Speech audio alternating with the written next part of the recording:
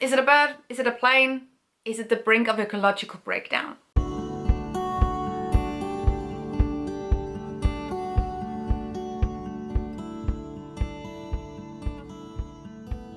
Hello everybody and welcome back to my channel. My name is Gita Marie and I want to start this video off by talking about private jets because they all use them, from Taylor Swift to politicians and tech CEOs, and luckily I should say it's a pretty hot topic. Just to tie some current events to this video, recently it came out that the Danish Ministry of Defense has leased private jets for politicians worth 40 million euros for private jet availability for the next 6 years. I feel like it's not even that shocking that politicians are flying private jets. What I do think is very fun is that Denmark and Danish politicians has the best marketing team in the world, because we are continuously trying to profile ourselves as one of the most green countries in the world, as one of the countries that the rest of the world can look towards to see how sustainability is done.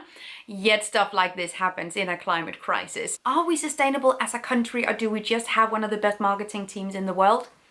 Still debating. And speaking of news, it was also recently uncovered that the Danish family who owns Lego has 3 private jets, despite the fact that they're trying to profile Lego as a green company, a company that takes its responsibility and impact very seriously. These private jets are taking off more than 100 times a year.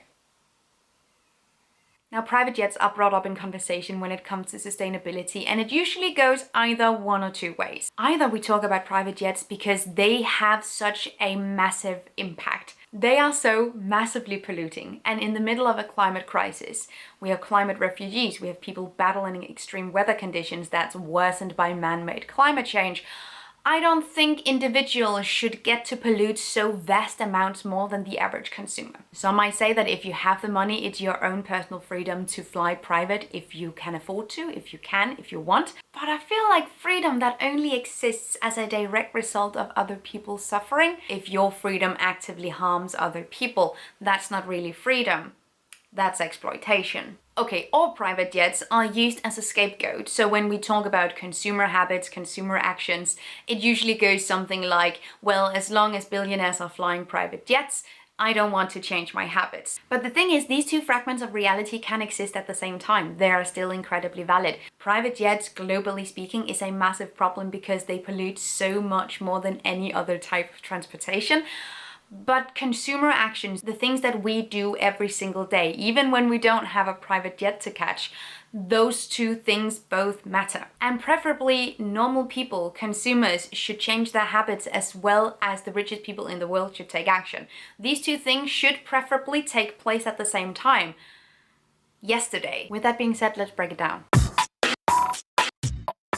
Private air travel is the most energy-intensive form of transportation. For each passenger, private jets pollute as much as 14 times more than commercial flights and 50 times more than trains. These numbers may vary depending on the study, the method, etc., but this is a rough estimate. And despite their sky-high emissions, private air travel is taxed considerably less than commercial air travel. Make that make sense. Private jets emitted a total of 5.3 million tons of CO2 from 2020 to 2023, with the number of flights skyrocketing from nearly 190,000 in 2020 to 573,000 in 2022. The amount of carbon dioxide emitted through private air travel is more than Uganda, a country with 46 million people, emits in a year. No, but I'm so tired. And this is the part that keeps me up at night. This is the part that frustrates me the most. The busiest route in Europe for private air travel is London-Paris.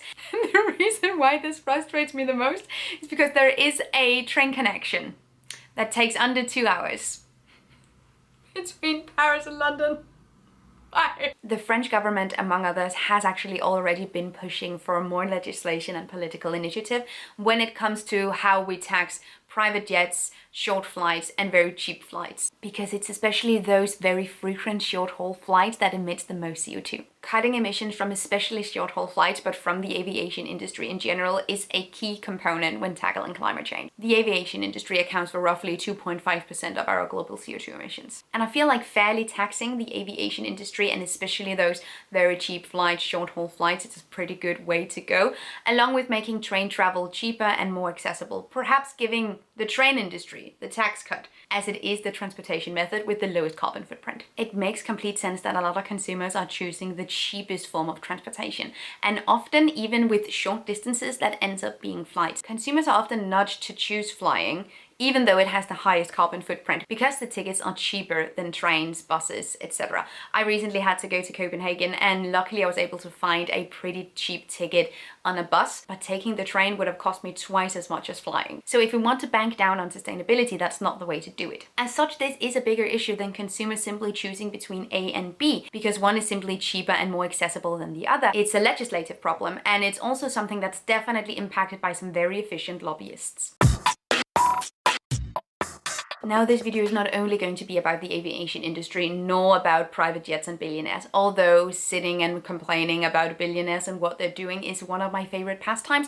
I have had something else on my mind that I really want to communicate to you in a somewhat organized manner. I mentioned this briefly in a recent vlog, but I thought let's sit down and talk about it for real. Now, we sort of laid out some of the problems here, but I was recently invited to Azerbaijan for COP29. The COP is a global climate conference, and I will be making a specific video about some of the, how do I say this nicely, shortcomings of the COP. This year it's in Baku in Azerbaijan, and I was invited to go to Azerbaijan for a week before the COP, so not actually to participate, contribute, engage, etc., but to travel around the country 1 week before and show people how nice it is in Azerbaijan. Now, what I also mentioned in my recent video is that when I get travel opportunities like this, and I sometimes do because I'm a person on the internet with a platform, I will get opportunities to travel. And even though I know value-wise where I stand, when you get the opportunity presented to you and you just have to say yes, it's really difficult to not feel just a tad bit tempted, which I also did. I tried to sort of weigh the pros and cons and try to think about, well, what could I actually do with this opportunity that would be meaningful? I also suffer a fair bit from travel anxiety. So when I get an opportunity to travel within a very controlled environment where people take care of everything and pick me up and just do everything, it feels like if I'm going to see this part of the world, this would be a really good way of doing it, where I would feel safe and not anxious. However, this is all thoughts that sort of occurred in my mind within the first 30 seconds, and then I came back to reality. Because the reason why you get invitations like this, I also got similar invitations when the COP was in Dubai. I got these invitations because they are sort of expecting me to make content about how fun and cute and adventurous and how amazing this trip was and how everyone should travel there because it's super duper nice all the time. And I simply do not wish to engage in, nor do I have the full understanding of this area of the world. So the chances of me misrepresenting this experience and the chances of me having a completely other experience than people traveling independently would be pretty big. Then there's also the notion that this would just be a holiday. I'm just invited on a holiday. It would be a tad bit different if I were to contribute at the COP. I would kind of love that, but I would kind of love that more if I could just tune in on Zoom. Because a lot of the time these conferences could just have been an online meeting. I've been in countless meetings organized by the EU where everyone is just tuning in on Zoom. I feel like if we learned anything from the lockdown, it was how many actual in real life meetings could just have been a Zoom call. And I feel like we should take that lesson and then apply it. And that goes for all these major conferences. Now, there is, of course, the argument that when you make a big event, you also get the press, you also get the attention that an issue like sustainability and climate change and environmentalism so desperately needs. When you make an event like this, you also platform its sponsors because someone has to be paying for it, and the people paying for it has their completely own agenda. The fossil fuel industry is a really big player in the COP in general, and do they have the best interest at heart? They say something and then they do something else. Last year, Coca-Cola company was a major sponsor, and they are the company that produces the most plastic packaging in the entire world. Now, when I started my zero waste journey, I only cared about the physical trash. I remember in my very early stages of zero waste where I was so hyper-focused on the physical trash and hadn't really begun to figure out that our impact is not only what ends up in our bins, okay? Actually, only a very small part of our impact is the physical trash that we generate, but the invisible impact is much greater. All that stuff came a little bit later. Now, I obviously didn't think that flying was good.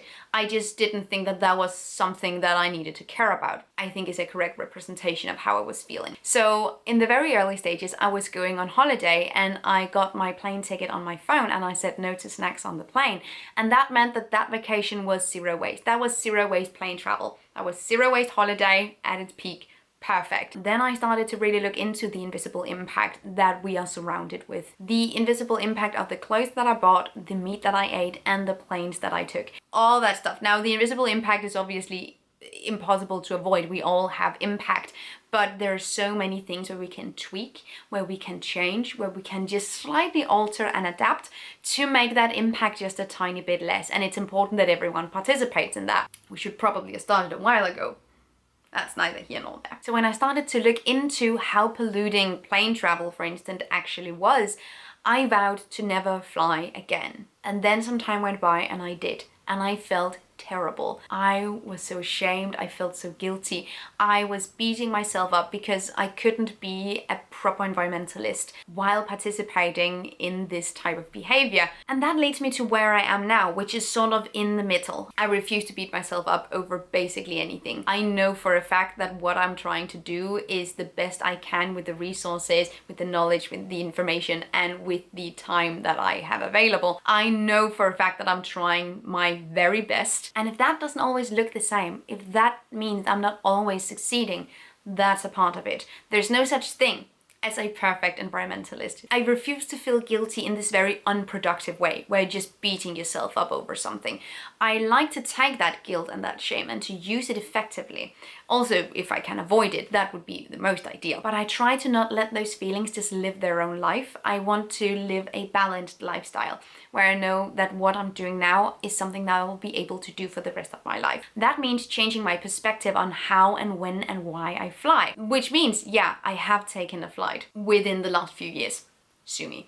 Okay, but the mentality when it comes to flights is something that I've had to work a lot on. And I think it's something that a lot of consumers need to reflect upon more, because we're seeing something on social media. We're seeing something in advertisement campaign from the aviation industry. And we're seeing tons of influencers and content creators being very laissez-faire, being very casual when it comes to flights. It's the whole catch flights, not feelings vibe, where we are all casually just boarding flights to make ourselves feel better. That's not the vibe. But it happens not only with influencers, but with everyone, because flights are so cheap. You can literally pay 50 quid and then 2 days later be on a beach. When we don't see the flight as a real investment, we also end up consuming it a little bit carelessly. And that is what I've done in the past. It's what I'm trying to move away from now, which means that boarding a plane simply just for fun, for convenience, because it's the cheapest, because it's the easiest, is not the vibe. Today now, when I'm flying, when I'm choosing this means of transportation, it is because there is no other option,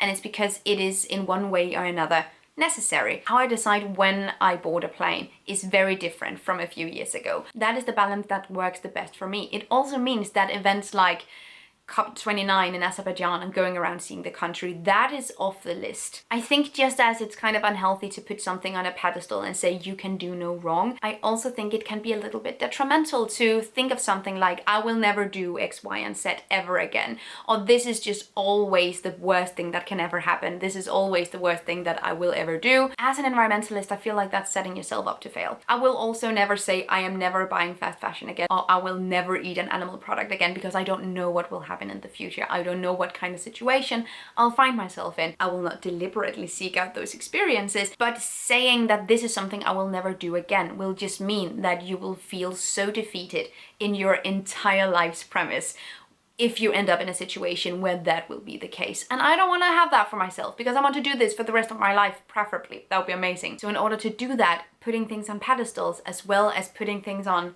what's the opposite of a pedestal? But doing that, at least, is something that I've just chosen not to do. I'll constantly weigh if the flight is worth it or the flight is necessary and what necessary even constitutes. And I will always look for alternatives. I have the massive privilege of also making my own hours, so I have vast opportunities to plan in ways where flights aren't necessary. But I will also never say I will never fly again. because I don't know what's gonna happen in the future. But I do know that practicing mindful consumption is practice, and it's also something that we need to constantly be aware of. Anyway, thank you so much for watching this video. I hope that you liked it. If you did, leave me a thumbs up. That would make my day. And let me know your thoughts down below. What do you think about this whole thing? And if you want to share your best memory from a sustainable or low impact vacation, I think it would be amazing if you could inspire others down below. That would be so great.